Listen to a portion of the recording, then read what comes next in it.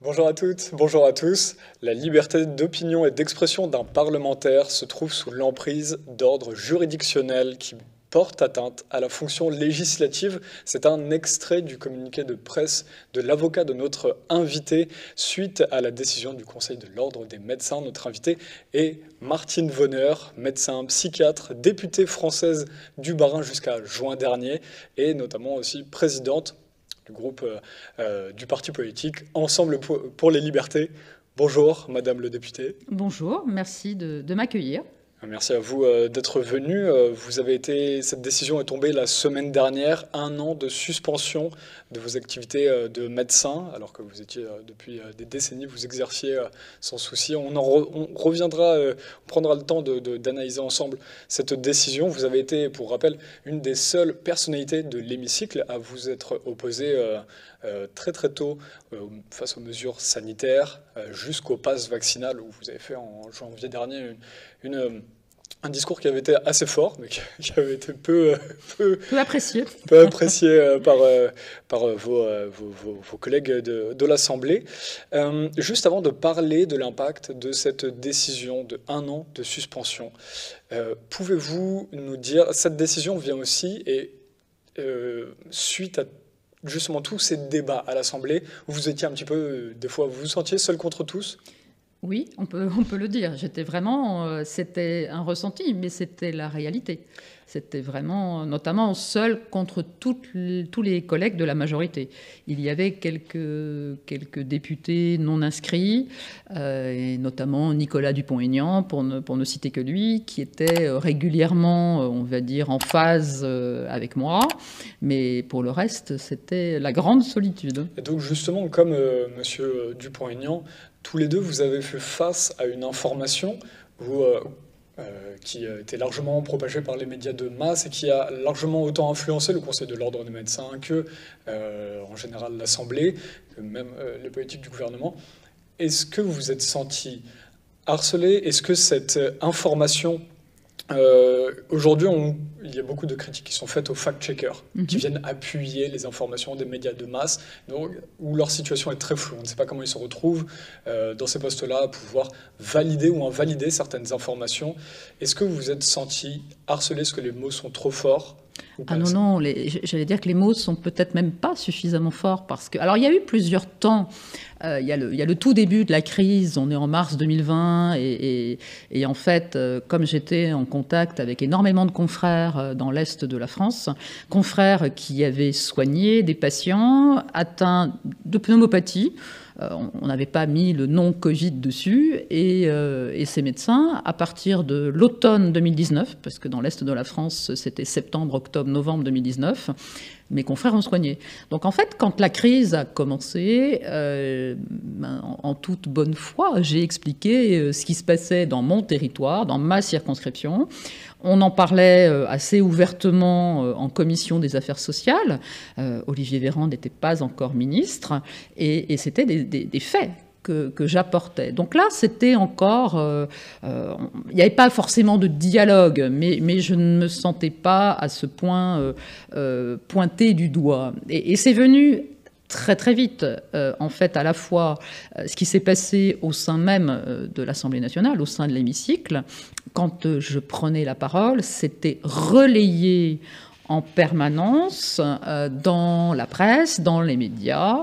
Tout au début, j'avais été invitée encore sur BFM, CNews. On était confinés à ce moment-là, donc c'était des interviews en visio, mais c'était des interviews de faire valoir de la politique gouvernementale. C'est-à-dire qu'on ne me laissait jamais expliquer, on me coupait la parole en permanence, et très vite, j'étais le vilain petit canard, mais dont il fallait mettre la tête sous l'eau, c'est-à-dire qu'il fallait m'empêcher de parler, et j'étais stigmatisée par des insultes, par des adjectifs divers et variés, Et c'était d'une très grande violence. Mais moi, je n'ai absolument pas compris à ce moment-là qu'il y avait ce jeu réel des officines, parce que ces officines, maintenant on le sait, il y a des choses qui apparaissent où l'AFP passe des contrats avec quelques personnes qui doivent faire tomber des têtes. Perron était sur la liste, mon confrère, mais il y en avait énormément d'autres. J'en faisais partie. Et je crois d'ailleurs, il y a certains... Alors, attendez, je vous arrête, juste reprenons et mettons les choses au clair tout de suite. Docteur Vonner, quels sont vos conflits d'intérêts ou pourquoi parlez-vous aujourd'hui quand vous parlez, voilà, pour comprendre pourquoi ces gens-là vous attaquent, vous, quels sont vos intérêts en général dans le fait de vous exposer autant? Et aujourd'hui, vous avez ces attaques. De 2017 à 2022, c'est Martine Vonner, parlementaire, qui a constamment pris la parole. Bien sûr, je suis médecin, mais je suis médecin dans la vie privée. J'aurais pu être, je sais pas quoi, boulangère, plombière, je ne sais quoi. Je suis médecin, mais j'ai presque envie de dire, cela ne regarde personne. D'autant que j'avais une activité quasiment bénévole dans une association, activité qui me prenait 3 heures de mon temps par semaine. Donc ça, c'était vraiment mon champ privé. Donc quel que soit... Le SAMU social, à l'époque? Alors non, quand j'ai commencé en tant que parlementaire, le SAMU social, c'était quelques années précédemment.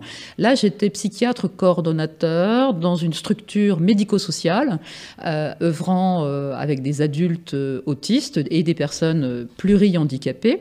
Et donc, j'avais ce travail de coordination des soins psychiques, bien sûr. Et en plus, je ne suis jamais intervenue sur la question du traitement Covid ou du vaccin, parce qu'il y avait un médecin généraliste dont c'était la tâche. Donc moi, je suis vraiment restée en dehors de tout ça concernant les résidents de la structure où j'intervenais. Mais pendant de 2017 à 2022, donc 2020, la crise sanitaire éclate, c'est la députée qui s'exprime à tout moment, que ce soit dans l'enceinte de l'hémicycle, que ce soit en interview, que ce soit justement en manifestation publique ou dans l'espace public. Et quand les gens, on va dire, m'interrogeaient, soit dans ma permanence, soit par mail, etc., soit par téléphone, c'est bien la parlementaire qui répondait. Et votre question est importante parce que je me suis toujours... pour moi, c'était très attentif. Enfin, très important, très très important. Et j'étais toujours très attentive à cette libre expression, parce que ce n'était pas que mes idées. Bien sûr, j'ai lu énormément d'articles scientifiques. Il y avait en effet tout ce qui s'était passé dans l'Est de la France. Mais beaucoup de citoyens venaient vers moi en disant « mais on ne comprend pas ce qui se passe dans l'hémicycle, il n'y a aucun débat ». On nous dit qu'il n'y a pas de traitement, on nous dit qu'il faut rester à la maison, mais c'est du jamais vu pendant une épidémie. Pourquoi on n'a pas le droit de sortir et d'aller voir notre médecin? Qu'est-ce qui se passe en France? Et ça, quand vous avez beaucoup de citoyens, le parlementaire représente le peuple. Quand on s'exprime, c'est la voix du peuple. Et pour moi, c'était important en permanence de garder cette possibilité, cette libre expression. Et bien sûr, j'ai pris, j'allais dire, ce chemin critique par rapport à la doxa du gouvernement, parce qu'il y avait... que ce soit en commission, encore une fois, ou au sein même de l'Assemblée, pendant les séances publiques, il n'y avait absolument aucun débat. Il n'y a jamais eu aucun débat. Il fallait être en accord. On voit que ce parlementarisme, aujourd'hui, dysfonctionne. Et moi, je l'ai vécu pendant les 5 ans, où on avait, faisant partie de la majorité... Avant d'en être exclu, on avait notre ligne de pensée, on avait nos ordres de vote, et en fait, ça arrange les parlementaires. La plupart du temps, ils n'ont pas besoin d'aller chercher l'info par eux-mêmes, ils n'ont pas besoin de travailler tant que ça. L'habitude est que les lobbies, en fait, écrivent non, mais même écrivent pour les parlementaires les amendements. Donc, en fait, les amendements, c'est souvent tout fait par des sociétés extérieures. C'est extrêmement grave ce que vous dites. Mais c'est la réalité. Vous êtes en train de dire que les députés, ce sont les lobbies, les grandes entreprises. Bien évidemment. Moi, ce qui m'avait choqué, alors bien sûr, moi j'ai découvert tout ça, j'avais jamais fait de politique. Et au moment du projet de loi de finances de la sécurité sociale, je recevais des coups de fil ou des mails des fédérations hospitalières, publiques, privées ou la FEAP. C'était quand ça? Donc ça, c'était dès le premier exercice, donc dès la fin 2017. Premier exercice du budget, premier exercice de la loi de finances de la sécurité sociale. Et je voyais, j'avais quelques contacts, et on me disait « Ah, mais alors sur cet article-là, peut-être que vous pourrez défendre ça. » Et moi, je disais, mais attendez, moi, j'ai pas encore le texte. Vous, lobby, vous avez déjà les textes, vous êtes déjà en capacité de produire des amendements. Moi, je n'ai pas encore le texte. Et là, j'ai commencé à complètement halluciner. Mais c'est comme ça que ça se passe. Alors, il y a quelques députés qui ont l'honnêteté, quand ils déposent des amendements, de mettre tout en bas amendements proposés par tel et tel syndicat ou par la fédération ou par une corporation. Parfois, mais la plupart du temps, ils ne le disent pas. Donc les grandes entreprises ont les moyens d'envoyer leurs propres collaborateurs des députés pour mâcher le travail aux députés qui sont bien contents. Et face à ça, on a des petites entreprises et moyennes entreprises qui vont se casser le dos au travail, qui n'ont pas le temps d'envoyer ou des ressources humaines à envoyer au Parlement. Et donc là, on est dans un système qui n'est plus du tout démocratique. Mais non, et je m'en suis aperçue très très vite. Et sur le sujet de la santé, que je maîtrise quand même bien pour avoir aussi travaillé en agence régionale d'hospitalisation dès 1996. Donc voilà, moi je suis une ancienne, pour avoir travaillé dans le privé, pour avoir travaillé dans le public. Donc j'ai vraiment une vision totale du monde de la santé. Et j'ai beaucoup travaillé la question de l'offre de soins et des moyens des hôpitaux notamment. Donc tout ça, je connaissais par cœur, et de voir à quel point il y avait en effet cette pression pour passer des choses. Après, dans le domaine en question, c'était presque que du bonheur, parce qu'en effet, la situation dans notre pays concernant l'offre de soins est tellement grave depuis de très nombreuses années que de toute façon, on pouvait presque être que d'accord avec ce qui était proposé. Mais pour quelqu'un comme moi, qui n'ait absolument aucun lien d'intérêt ni conflit d'intérêt avec qui que ce soit, et qui justement aime bien garder cette posture libre, totalement libre, je disais non, vous gardez vos propositions, et moi je vais travailler le texte, et je ferai mes propres propositions d'amendement. Bien sûr, je vous entends, bien sûr, je vais à l'écoute des soignants, et je comprends parfaitement leur situation, leur détresse, mais les amendements, ça va être mon travail à moi. Si vous étiez resté sagement dans votre coin, vous pensez que vous n'auriez pas toutes ces galères aujourd'hui Ah bien sûr, là en fait ce qui s'est passé c'est dès 2020, comme je me suis très clairement opposée à cette pensée unique de la majorité, oui, tout ce qui en découle depuis maintenant 2 ans et demi, bien sûr, vient de là, et d'avoir été à ce point, ça a été un vrai bras de fer avec le Premier ministre, d'abord Édouard Philippe, en réunion de groupe politique, ensuite bras de fer, on l'a vu, vous en avez tous été témoins pendant les séances publiques avec le ministre de la Santé, Olivier Véran, qui s'est quand même permis à de multiples reprises de m'insulter au sein même et de me menacer, beaucoup plus grave, de me menacer au sein même de l'hémicycle. Et il m'avait promis, il avait annoncé que l'immunité parlementaire n'avait qu'un temps et que sans doute j'aurais quelques soucis à me faire après. Revenons à la question de base pour ne pas laisser les lecteurs et les auditeurs sur leur faim. Ma question était, mais c'était très intéressant, ma question était sur les fact-checkers qui notamment ont créé cette information qui vous apportait préjudice, ou en tout cas qui l'a appuyé.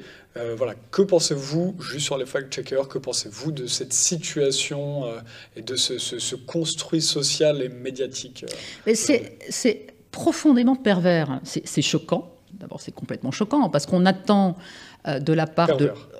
Oui, c'est pervers et choquant. C'est-à-dire qu'on attend de la part de ces pseudo-journalistes, parce qu'on sait qu'ils obtiennent des autorisations à faire, on va dire, un pseudo-travail journalistique en très peu de temps. Enfin, en tout cas, c'est ce qui s'est passé avec notamment Fact and Furious. On attend de ces personnes qu'elle fasse un vrai travail, fouillé, investigué. Donc qu'elles aient après des demandes de l'AFP, pourquoi pas, dont acte, mais qu'elles aillent faire un travail propre. Moi, j'ai vu à quel point, j'ai vu apparaître sur des réseaux des fiches faites à propos de la députée Martine Vonner. Enfin, j'ai une famille, les bras m'en sont tombés. Enfin, j'étais considérée tout au début de mon mandat comme venant plutôt de l'aile gauche, parce que je défendais, on va dire, une politique sociale. Je me suis retrouvée brutalement stigmatisée comme une fasciste d'extrême droite, anti-vax, complotiste. Enfin, voilà, la liste est longue de tous les qualificatifs. Que ce soit ma fiche Wikipédia. Alors après, j'ai même pas envie de faire de la publicité à tous les sites de fact-checking. Mais ce qui est extrêmement grave, c'est que, notamment dans, on va dire, ce qui s'est passé, et on va peut-être revenir en détail, on va dire, sur la façon dont ils ont jugé mon travail, je parle de mes confrères de l'Ordre des médecins, ils se sont appuyés sur ce type d'article. Ils se sont appuyés sur un article de la presse quotidienne régionale, pour ne pas les nommer les dernières nouvelles d'Alsace. Ils se sont appuyés sur d'autres articles. Donc en fait, ça a payé pour la partie adverse, mais à mes dépens. Vous avez utilisé le terme pervers, vous êtes médecin psychiatre, quand vous utilisez ce terme, vous pesez vos mots. Ah, je pèse mes mots parce qu'on est face à des techniques de manipulation. On nous avait expliqué en 2017, quand nous avons été élus, on a eu 36 heures de formation et on avait le droit d'être accompagné par des coachs de com. On nous a expliqué à ce moment-là les techniques de nudge. Moi, j'y connaissais rien, mais je me suis dit, oulala, là, on est sur des techniques quand même de manipulation. Alors, pour vendre un produit, alors le produit, certes, c'était la REM, mais on peut réellement aujourd'hui se poser la question du mensonge permanent à très très grande échelle. On a vu qu'ils ont utilisé aussi dès le départ la technique de la peur, avec la création, on va dire, de cette peur à grande échelle. On aurait pu parler d'une épidémie un petit peu différente d'une épidémie grippale. Non, il a fallu expliquer que c'était une pandémie mondiale, qu'il y avait énormément de personnes décédées. Alors qu'aujourd'hui, on le sait très bien, on avait déjà quelques doutes tout de suite, parce qu'on voyait qu'au fond, les personnes, à part les personnes très très très fragiles, les autres personnes faisaient en effet un Covid, mais bon, la vie continuait, même sans traitement, puisqu'on n'avait pas le droit d'être traité. Mais par rapport à ça, justement, cette manipulation de dire vous allez tous mourir, mais attention, nous, l'État, on est là pour vous sauver. On est là pour vous accompagner, pour vous faire du bien. Et on a déjà la solution. Parce que ne pas oublier que la première fois qu'Emmanuel Macron, le président, a parlé de vaccin, c'était déjà en avril 2020. Alors que l'épidémie, on venait de la découvrir en France. Donc là, on est à moins d'un mois et on a déjà la solution. Et c'est tout à fait comme ça que fonctionne à une échelle interindividuelle un pervers, narcissique, manipulateur. Mais là, c'est un appareil gouvernemental qui est accompagné, là aussi, par des officines, McKinsey, qui a accompagné la grande majorité des gouvernements. Et puisque la marche en avant s'est faite quasiment de la même façon partout. Et puis imposer... Alors ce confinement a eu... Pour eux, c'était absolument génial, parce que les gens passaient leur journée devant les écrans et les messages en permanence, restez chez vous, etc. Enfin, c'était une litanie. Plus, j'aime toujours évoquer Monsieur Salomon qui venait tous les soirs en croque-mort nous dénombrer le nombre de personnes décédées, hospitalisées, décédées. Enfin, c'était du délire, c'était vraiment du délire. Et justement, dans ce délire, à l'Assemblée, vous travaillez directement, vous l'avez dit tout à l'heure, avec Édouard Philippe ou encore Olivier Véran, qui étaient tous les deux au gouvernement. Comment est-ce que... Qu'est-ce que vous en ressortez quand vous jugez leur psychologie? Forcément, vous avez un avis là-dessus. Pourquoi ont-ils un comportement, vous avez dit qu'ils étaient même violents? Qu'est-ce Pas que vous violent ressentiez? verbalement, bien sûr. Il y avait une violence verbale. Oui, j'ai quand même vécu une forme de harcèlement, Par eux très aussi. clairement. D'accord.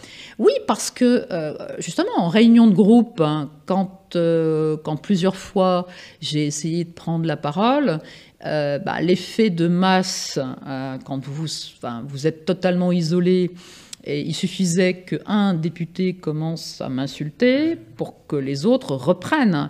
Et il n'y avait aucune écoute possible.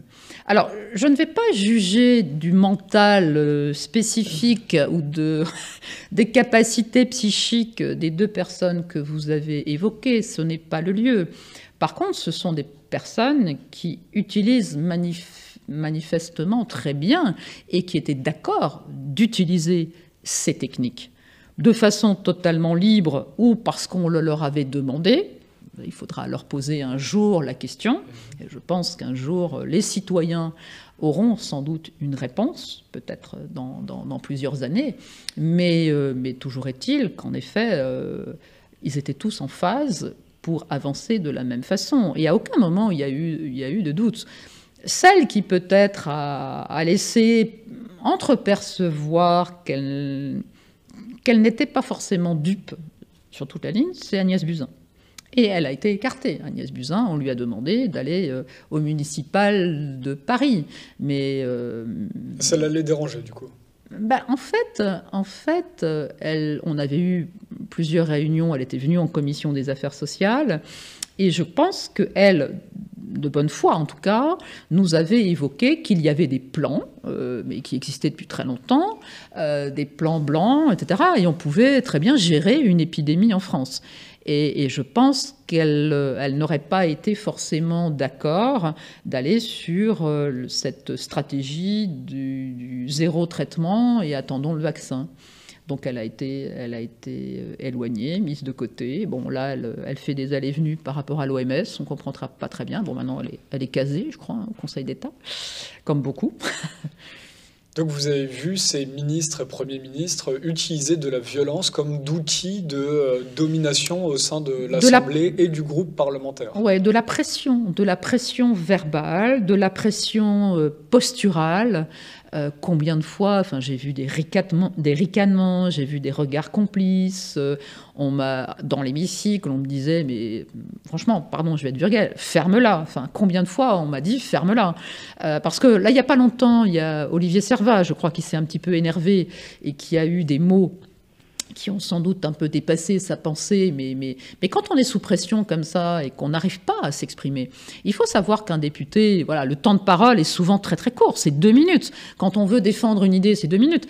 Régulièrement, moi, on me coupait même le micro avant. Donc c'est très compliqué. Comment vous avez vécu tout ça alors que vous essayez, vous l'avez dit tout à l'heure, vous n'aviez pas de conflit d'intérêts, donc contrairement à certains, malheureusement, qui portaient un autre discours, vous qui tentiez juste de défendre vos idées, aussi respectable soit-elle, comment vous avez vécu cette forme-là de harcèlement? Il y a eu des moments très très durs. Je ne suis pas superwoman, hein. Je suis une femme.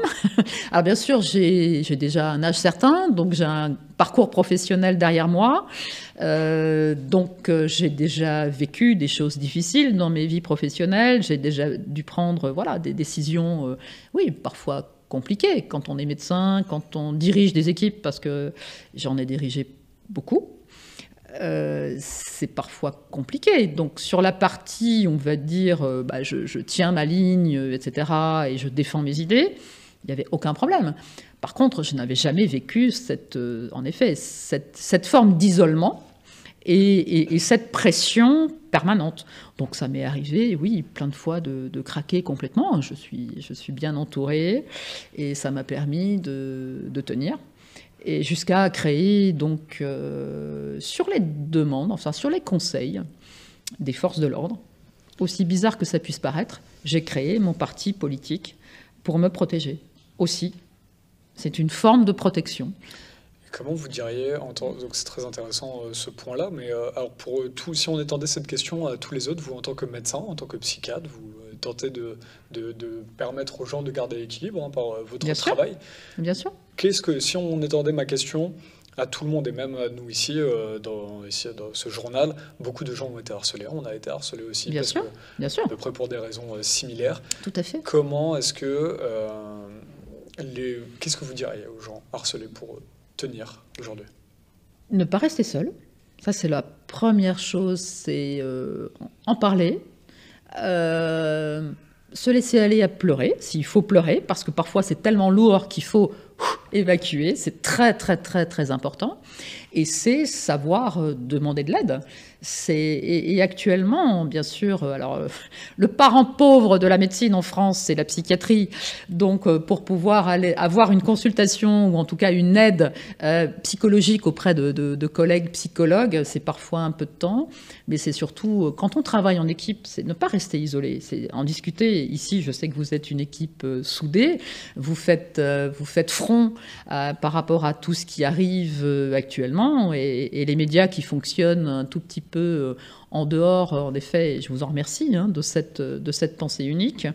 Mais oui, c'est bien parce que entre vous êtes, il y a la question de la solidarité, mais vous savez que vous n'êtes pas seul. Et c'est vraiment ce qui est important, que ça soit dans les familles, parce que ce qui a été terrible, c'est que dans cette crise, l'État s'est autorisé à infiltrer l'intime jusqu'au cœur des domiciles, puisqu'on se souvient, papy, mamie à la cuisine, sur le balcon, machin, peut-être que ça va revenir là pour Noël, je ne sais pas.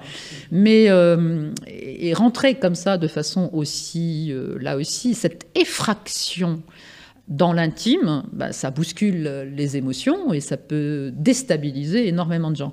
Il y a des familles totalement fracturées, il y a des couples fracturés, il y a eu après la question de l'injection anti-Covid pour les enfants, les adolescents, donc il y a vraiment des couples qui se sont séparés, mais c'est la main de l'État et du gouvernement qui a été jusque-là, et c'est terrible. Et des personnes qui n'ont pas cette capacité d'en parler, qui n'ont pas cette capacité de prendre du recul, peuvent être vraiment mises à mal. Et puis j'aimerais, voilà, dès qu'actuellement j'ai un micro, je parle toujours de tous ces professionnels suspendus qui n'ont plus le droit d'exercer. Et là aussi, c'est d'une violence extrême, c'est du jamais vu. Alors maintenant, en plus, on est le seul pays au monde à garder cette obligation vaccinale pour les pompiers, les soignants, les gendarmes. Ouais, des soignants suspendus depuis le 15 septembre de l'année dernière. Oui, 2021. Un an et demi sans salaire pour ces gens-là. Exactement, exactement. Donc c'est inédit. Qui sont parfois aussi juste les comptables d'hôpitaux, par exemple, qui sont aussi suspendus. Mais bien sûr, il y a tous les professionnels administratifs qui sont dans ces structures, mais parfois même pas du tout en contact avec des patients. Ils sont rangés à la même enseigne, y compris par exemple les psychologues de l'éducation nationale, alors que les professeurs des écoles ou etc., des collèges et autres n'ont pas cette obligation vaccinale. Donc en plus c'est extrêmement, comme les règles changent en permanence et ont changé en permanence. Qui aurait cru qu'un jour on se signe nous-mêmes des Ausweis, pardon de le dire comme ça, pour avoir l'autorisation de sortir. Enfin, on nous aurait dit ça il y a quelques années, on nous aurait dit, mais attendez, mais vous êtes dingue, jamais on fera ça. Ben si, la population l'a fait. Et pareil, de porter le masque, alors qu'aujourd'hui, moi je cherche toujours l'étude qui démontrera que le masque sert à quelque chose. Parlons de la décision, ça fait plus de 20 minutes d'entretien, on peut enfin parler de... C'est le sujet principal de votre venue, cette décision d'1 an de suspension de vos activités de médecin psychiatre par le Conseil de l'Ordre des médecins, donc la chambre disciplinaire de l'Ordre des médecins. Vous n'aviez quasiment pas eu d'audition auparavant, ça a été une attaque directe du Conseil de l'Ordre. En effet, donc il y a eu 2 parties demanderesses qui ont porté plainte contre moi. Le fameux collectif No Fake Med, qui ne représentent qu'eux-mêmes, c'est pas un syndicat. Ils se présentent comme les justiciers de la médecine. Ils se vantent d'avoir fait dérembourser l'homéopathie. Donc c'est à eux qu'on le doit, manifestement. Donc, selon vous, qui sont ce collectif de No Fake Med? Ce sont des médecins, ce sont des pharmaciens, ce sont des professionnels non médicaux. Ils s'étaient, on va dire, rassemblés en collectif. Pour pouvoir m'attaquer, ils ont constitué une association. Ils ont ils n'étaient pas du tout en règle. C'est-à-dire que la première plainte qu'ils ont déposée contre moi, ils ont été déboutés parce qu'ils n'étaient pas du tout en règle. Donc là, ils ont créé une association, j'ai envie de dire juste pour moi, pour aller jusqu'au bout de leur démarche. C'est assez impressionnant de se dire que certains mettent autant de moyens juste pour attaquer certaines personnes. Est-ce que vous pensez que ces gens-là pouvaient avoir des liens d'intérêt avec d'autres groupes? Je pense que ça mériterait d'être creusé. On sait aujourd'hui que tous les professionnels de santé qu'on a vus en permanence sur les plateaux télé, quand on regarde, puisque tout ceci est relativement transparent, ils ont quand même plus que des liens d'intérêt avec des laboratoires pharmaceutiques. Dans ce collectif, je n'ai pas fait l'exercice de regarder tous les noms des personnes qui ont constitué, mais en fait, ce sont pour moi... alors, la moyenne d'âge, je pense qu'elle est relativement jeune. Ce sont pour moi des techniciens de la médecine et ils s'arrogent le droit de juger leurs pairs parce que eux, ils se basent sur les examens complémentaires, ils attendent des résultats, on va dire, avec les guidelines. Et ils ont une façon de raisonner qui est extrêmement normée. C'est-à-dire que je suis presque sûre qu'aujourd'hui, on aurait du mal à trouver un de ces cliniciens qui sache vraiment encore poser un stéthoscope, poser une main pour voir une splénomégalie ou pour sentir les reins. J'en suis quasiment sûre. Donc, il y a tout ce phénomène, mais surtout, j'ai un peu regardé sur leur site internet, j'ai été très surprise parce qu'ils se sont autorisés le droit de classer les universités de médecine en France. Alors, Strasbourg arrive en top 1. Je me suis dit, c'est génial. Sauf que pour eux, c'est vraiment pas bon. Pourquoi? Parce que Strasbourg fait encore des cours sur l'homéopathie, des cours d'acupuncture. Et donc ça, pour eux, c'est extrêmement choquant. Donc il faut éliminer tout ça. Et donc, je ne sais pas si le doyen de la faculté de médecine de Strasbourg a déjà regardé sur ce site, mais ça serait intéressant pour lui peut-être même de dire, mais attendez, mais qui êtes-vous pour pouvoir juger et sur quels critères? En fait, ils mettent en place eux-mêmes les critères de jugement. Donc c'est un peu... Bref. Et à côté de ça, donc, il y avait également l'autre partie qui a porté plainte contre moi, le Conseil national de l'ordre des médecins. Mais en effet, il n'y a eu absolument aucune conciliation. Normalement, les médecins sont invités au niveau du conseil départemental pour discuter. Moi, j'ai pas eu le droit à ça. On m'a tout de suite... Vous, c'est le conseil régional qui a... C'est la chambre disciplinaire régionale du Grand Est. Donc, en effet, par département, il y a des conseils départementaux. Et après, au niveau régional, il y a une chambre disciplinaire. Et donc, j'ai été, en effet, au bout d'un an et demi, puisque tout cela a commencé début 2021. Et d'ailleurs, c'est assez curieux, ce timing qui a traîné en longueur. C'est-à-dire qu'à chaque fois... Ils apportaient, soi-disant, des pièces supplémentaires. Non, donc il y a eu des échanges de mémoire, mais jusqu'à ce que j'arrive à un moment où je ne sois plus députée. Et c'était beaucoup plus facile d'inviter le docteur Vonner à s'expliquer que plutôt que d'inviter Martine Vonner, parlementaire. Ils ont attendu que votre mandat se termine. Alors ça, c'est aujourd'hui mon interprétation. Ouais. Mais en effet... Une hypothèse que vous... Voilà, avec le collectif FakeMed, il y a eu 5 échanges de mémoire. Et avec le Conseil national de l'ordre, il y en a eu 4. Franchement, on aurait pu aller beaucoup plus vite. Mais ça demande du temps, de l'énergie. Ça coûte aussi, parce que bien sûr, les conseils avocats, il faut les rémunérer, ce qui est complètement normal. Donc tout ça a pris beaucoup de temps. Et au fond, pourquoi je suis jugée par un ordre professionnel alors que j'étais parlementaire et que dans la Constitution française, à l'article 29, il est clairement dit que le parlementaire ne doit jamais être jugé pour sa libre expression, pour ses opinions, pendant son mandat, pendant sa fonction de parlementaire. Voilà, donc je pose la question. Et on ne s'est pas défilé du tout, puisque j'ai accepté d'aller discuter, et mon conseil, bien sûr, m'y a encouragé. Mais je crois d'ailleurs, j'imagine peut-être même que le ministre de la Santé, qui est aujourd'hui porte-parole de ce gouvernement, peut-être que lui est déçu du fait que je n'ai pris qu'1 an de suspension. Certains auraient voulu que la sanction soit plus lourde. J'imagine, puisque là, il n'y a pas longtemps, il y a un confrère justement du CHU de Strasbourg qui a été définitivement radié. Le docteur Gaillet. Voilà, Stéphane Gaillet. Peut-être qu'ils auraient voulu me manger à la même sauce. Le conseil régional avait rendu un avis très favorable au professeur Perronne dernièrement, il y a un mois à peu près, en expliquant que heureusement il s'était expliqué par rapport à son expertise et au fait qu'il ait collaboré sur d'autres crises épidémiques par le passé. Vous attendiez, quelle est votre réaction par rapport à cette décision qui a été rendue contre vous? Et est-ce que vous espériez que l'avis soit plus favorable? Est-ce que ça vous avait donné de l'espoir, la décision? En fait, oui, bien sûr, en voyant que le professeur Christian Perronne avait été d'une certaine façon blanchi de toutes ces accusations, je me suis dit qu'il y avait peut-être un phénomène un peu positif et un vent favorable.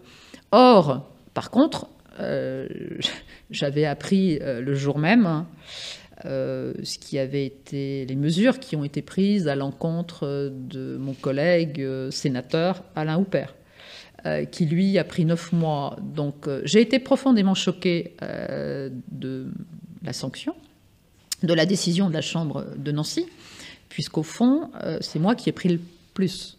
1 an, d'abord c'est du jamais vu en termes de décision contre un parlementaire, et puis on va pas faire du sexisme à 2 balles, mais je pense que le fait que je sois une femme et que j'ose m'exprimer de cette façon-là doit avoir quelques conséquences, surtout vis-à-vis peut-être de certains mâles de l'hémicycle qui n'ont pas apprécié que je leur tienne tête. Mais bon, ça c'est... Bon, je n'ai aucune preuve, bien sûr, de ce que je dis, mais je ne comprends toujours pas pourquoi j'ai pris 1 an d'interdiction d'exercer mon métier. Et alors, vous avez pris 1 an d'interdiction. Quand vous regardez votre travail ces dernières années, est-ce que finalement, vous en venez à vous dire ça valait le coup, parce qu'effectivement, le pass sanitaire a été arrêté en mars, comme beaucoup d'autres pays. Comment vous regardez l'impact de ce que vous avez fait? Et d'ailleurs, est-ce que vous considérez, que vous avez fait certaines erreurs ou maladresses aussi? C'est 2 questions que je vous pose. Alors, souvent on me demande est-ce que vous regrettez ce que vous avez fait? Pas du tout. Je recommencerai de la même façon, sans doute avec... Alors maintenant... Même en sachant les attaques que vous... Oui. D'accord. En sachant, en se disant, ok, je vais parler de ça, mais je vais être attaqué comme ça. Oui, parce qu'il me semble que nous avons été... Voilà, je parlais d'Alain Houpert, mais au Sénat, il y en a d'autres. Il y a Laurence Muller-Bronn, il y a Sylviane Noël, il y a Loïc Hervé, enfin, je ne veux pas en oublier, mais il y a d'autres personnes qui parlent de façon très claire. Je pense que ça permet, au sein de notre société, d'avoir des prises de conscience par rapport à tout ce qui a été fait et tout ce qui a été demandé. Surtout aujourd'hui, au regard des conséquences, parce que les conséquences, on va dire post-injection, on pourra peut-être en parler, sont quand même très délétères pour certaines personnes. Donc, je ne regrette rien. Bien sûr, aujourd'hui, je connais beaucoup mieux la technique parlementaire, donc peut-être que j'aurais travaillé des amendements différemment. Mais par contre, je sais aussi que si c'était à refaire, et même si j'allais plus vers d'autres collègues, de la même façon, personne ne m'aurait suivi. Parce que très clairement, ce qu'on me disait, c'est « mais tais-toi, reste assise, ferme-la », parce que ça on me l'a dit plein de fois, tu ruines ta carrière politique. Pour moi, c'est odieux de dire ça, c'est-à-dire odieux, parce qu'on pense d'abord à soi et on ne pense pas à toutes ces personnes malades, ces personnes, on va même mettre de côté le Covid, mais toutes ces personnes qui pendant 1 an et demi avaient vraiment peur de retourner voir leur médecin, avaient peur d'aller à l'hôpital et n'ont pas consulté et aujourd'hui se retrouvent avec, pour certains, des cancers ou des maladies chroniques qui se sont décompensées, des diabètes, des hypertensions, etc. Donc tout cela a un impact extrêmement négatif sur la santé publique, sur la santé globale dans notre pays. Donc, je recommencerai de la même façon, en prenant de la même façon ces risques, parce qu'à partir du moment où on continue à vivre dans un pays où on n'accède plus au débat, les conséquences seraient les mêmes. Est-ce que, du coup, alors ma première question était est-ce que vous vous félicitez de votre travail? Finalement, est-ce que vous vous dites, bon, bah, j'ai agi comme ça, mais voilà, est-ce que vous êtes contente de ce qui s'est passé? Est-ce que vous vous êtes dit, on a limité la casse?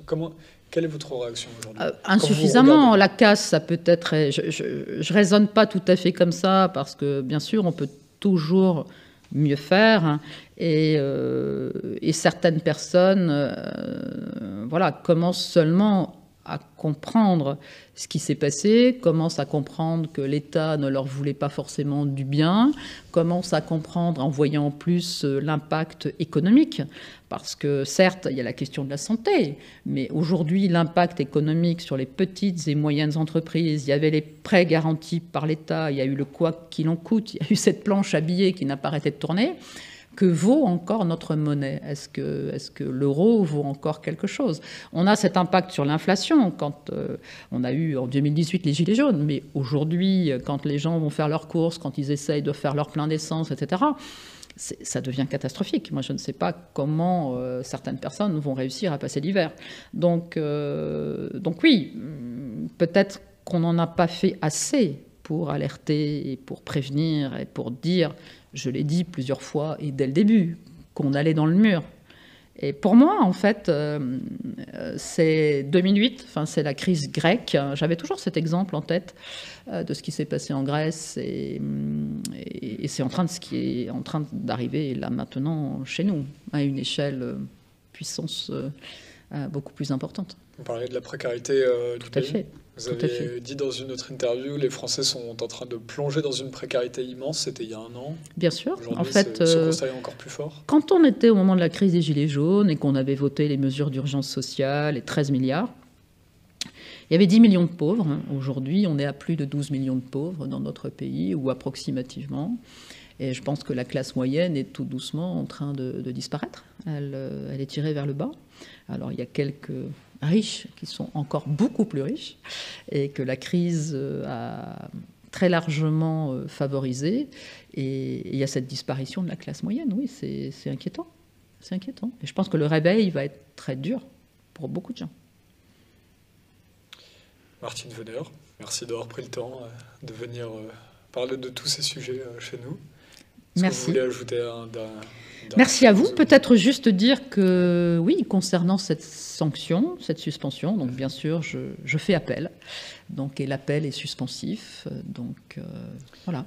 Il y avait un autre sujet, d'ailleurs, c'était pas du tout la fin de cet entretien. Je voulais parler aussi de ce problème où vous n'êtes pas du tout la seule concernée là-dessus. C'était un des sujets principaux que je voulais aborder. Il n'est jamais trop tard à ce moment de l'entretien.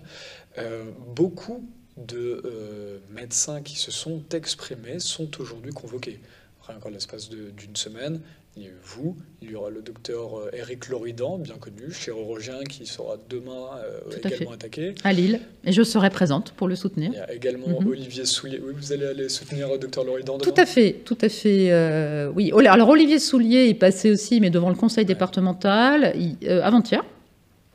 Éric donc passe en chambre disciplinaire. On enregistre cette émission le jeudi 1er décembre. Voilà. Et Éric Loridan, c'est demain devant la chambre disciplinaire régionale, voilà, vendredi 2 à Lille.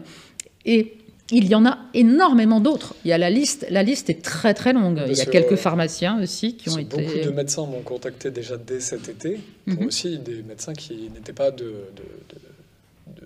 qui ne sont pas fait un nom ces dernières années, comme vous avez pu vous faire un nom, Éric Loridan s'est fait un nom. Il y a plein de médecins qui sont restés dans l'ombre, qui s'exprimaient discrètement, ou Bien qui sûr. contactaient les journalistes et tout ça, qui sont là aussi, qui ont été rattrapés. On m'a parlé de signalement, et on parle de signalement exceptionnel de la sécurité sociale qui va dénoncer les médecins. C'est vraiment ciblé sur les médecins qui se sont octroyés fièrement le droit qu'ils pensaient légitime de pouvoir utiliser des traitements qui étaient interdits par les autorités sanitaires. En fait, On peut le résumer comme ça. c'est la première fois qu'il y a à ce point une chasse aux sorcières. On peut parler de chasse aux sorcières aujourd'hui? Oui, réellement. C'est un nouveau macartisme. Oui, complètement. C'est-à-dire que c'est la première fois qu'il y a autant de confrères convoqués. Et ça voudrait dire que brutalement, il y a une épidémie, une espèce de folie douce chez les médecins qui auraient tous enfreint le code de déontologie. Alors qu'on a toujours eu le droit de prescrire des molécules, même en dehors de l'autorisation de mise sur le marché, en prenant cette responsabilité. Donc là, on sent bien, et bon, je ne sais pas, moi je n'avais pas cette connaissance que c'était la sécurité sociale peut-être qui, bon, c'est facile pour eux d'analyser les prescriptions et de faire des signalements. C'est peut-être cela. J'ai un souvenir qu'au sein du collectif Laissons les médecins prescrire, à un moment, nous avions partagé sur les réseaux la liste des professionnels de santé pour que les personnes sachent vers qui se tourner pour être soignées. Et rapidement, nous avions dû supprimer cette liste, puisqu'en fait, c'était très simple de cibler les professionnels et d'aller, en effet, les convoquer à l'ordre des médecins. Donc ça a été, on a tout de suite remarqué que, voilà, s'il y avait une vraie dénonciation possible, ce qui me choque vraiment très ouvertement. Une chasse aux sorcières dans une démocratie, c'est quelque chose d'extrêmement grave. Ça paraît d'être un mot simple comme ça, mais macartisme, par exemple, c'était quelque chose qu'aujourd'hui on juge odieux, puisque c'était vraiment d'aller chercher les gens qui portaient un discours différent. Comment, en démocratie, aujourd'hui, on peut se dire, qu'on soit d'accord ou pas d'accord avec le message que vous portez, que vous avez porté, comment aujourd'hui on peut se dire que des gens éduqués, des médecins, des avocats, dans les députés, il y a tout type de spécialités, des journalistes qui s'expriment, et qui... Autant de gens qui s'expriment et qui ne sont pas écoutés, et qu'on fait tout de suite passer pour fous, qu'on étiquette d'extrême droite, comme vous l'avez dit. Comment aujourd'hui est-ce que le réveil ne se fait pas du tout, juste le réveil de se dire, ok, on n'a pas besoin... Là, faire une chasse aux sorcières, est-ce que c'est pas passer à l'étape supérieure pour... C'est-à-dire que vous mettez en parallèle cette chasse aux sorcières en continuant à parler de démocratie. La question qu'il faut se poser... C'est ce qu'on nous vend. La question... Moi, j'utilisais depuis quelques années déjà le terme d'autocratie, parce que je crois que le président Emmanuel Macron est quand même... plusieurs fois, il nous a démontré qu'il ne respectait pas son peuple, en tout cas pas l'intégralité de son peuple, puisqu'il y a toute une catégorie de sous-citoyens. Donc ce régime est en train de s'écarter d'une véritable démocratie. Ou est-ce qu'au fond, la démocratie ne permet pas de légitimer ces dérives? J'en viens à me poser cette question. On a connu ça à d'autres périodes de l'histoire. C'est vrai que là, je me suis un petit peu attardée à relire l'historique de la création justement de l'ordre des médecins.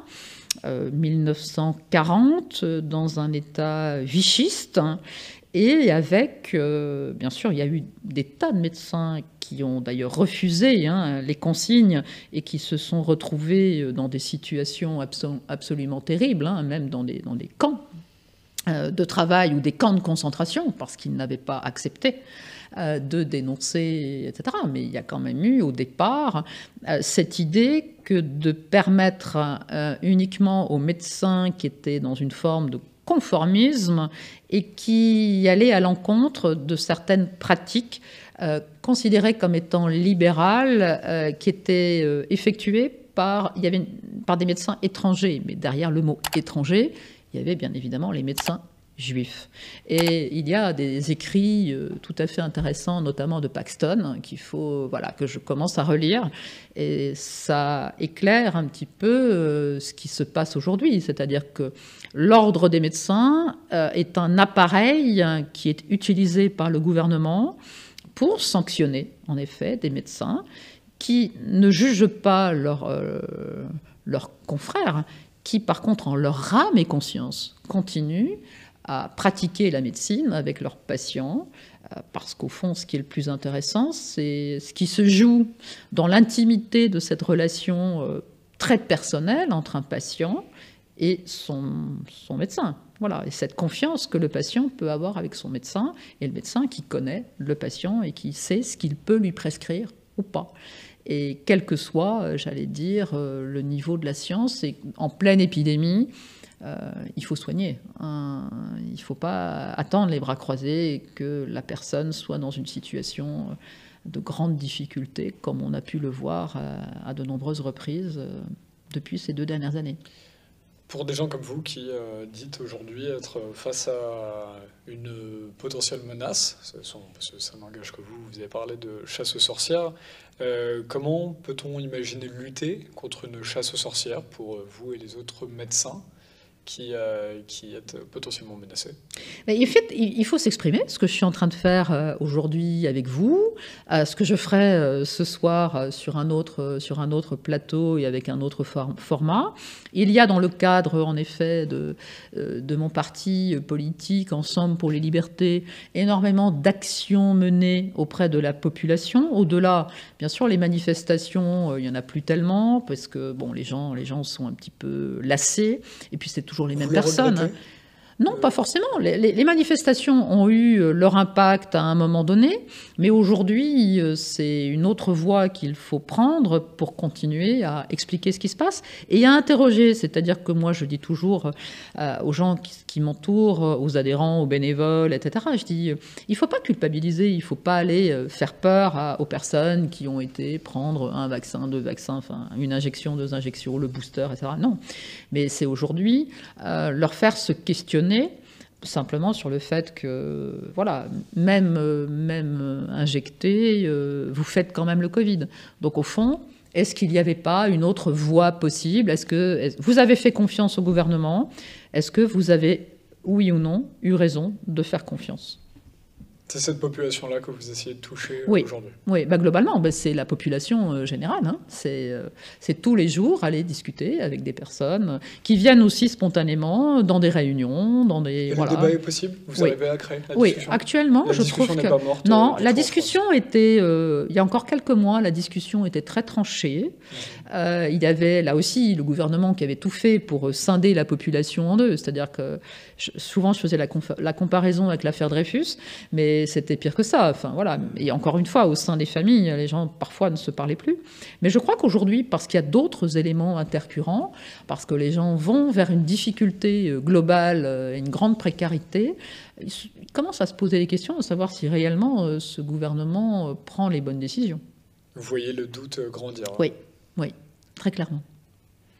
C'est à la limite, c'est ça que vous, enfin, c'est la discussion que vous prôneriez, vous diriez aux gens, allez discuter avec votre voisin. Complètement, mais c'est ce que je dis, parce que je fais des réunions régulières avec les différentes antennes d'Ensemble pour les libertés partout en France. Tout à fait, et c'est vraiment la démarche que nous avons, c'est aller vers et pour faire réfléchir. En fait, c'est restimuler l'esprit critique. Et il y a beaucoup de personnes qui ont totalement oublié que c'était possible de remettre en question, et c'est ça qu'il faut faire. Et d'ailleurs, pour finir, on va conclure là-dessus cet entretien qui était très intéressant. Vous avez répondu très honnêtement aux questions. Et vous m'avez dit quelque chose tout à l'heure hors caméra.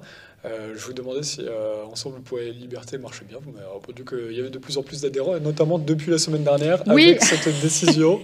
Donc finalement, ça vous a fait beaucoup de pub. Oui, j'ai envie de dire, j'avais pas besoin de ça, bien évidemment. Donc, est-ce que vous remerciez le Conseil de l'Ordre? Non, je remercie pas le Conseil de l'Ordre, mais ce qui est sûr, c'est qu'en m'attaquant de façon aussi frontale Et franchement, là, les citoyens sont extrêmement choqués. Bon, on a vu, j'ai eu beaucoup de soutien sur place, hein, à Nancy, beaucoup de personnes s'étaient déplacées. Je reçois énormément de messages de soutien. Et c'est vrai que, voilà, il y a des adhésions nouvelles dans le parti parce qu'ils ont bien compris que, voilà, c'est aussi toutes les libertés qu'il faut défendre. Et réellement, toutes les libertés sont menacées aujourd'hui dans notre pays. Merci d'avoir pris le temps de répondre à toutes. On a pu aborder une bonne dizaine de thématiques. Merci beaucoup à vous.